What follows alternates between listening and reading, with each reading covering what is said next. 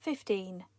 The alphabet is written out multiple times with A immediately following Z from the previous alphabet. What is the 200th letter of the sequence? We know, of course, that there are 26 letters in the alphabet, so that means once we've written out the alphabet once, we'll have written 26 terms of the sequence. If we write it out again, this would be a further 26 letters, and this is a total of 52. That means if we write it out a further 2 times, another 26 plus 26, this would be a further 52. So that's 104 times altogether.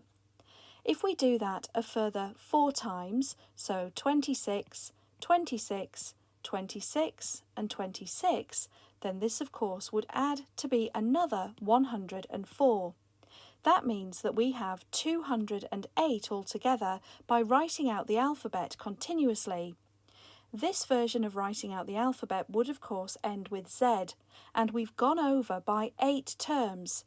So let's think about the final letters of the alphabet. If we said S, T, U, V, W, X, Y, Z, these are the final 8 letters. So as you can see, this is term 208, 207, 6, 5, 4, 3, 2 and 1. So this is term 201, and it means term 200 will be the letter immediately before S. This is R.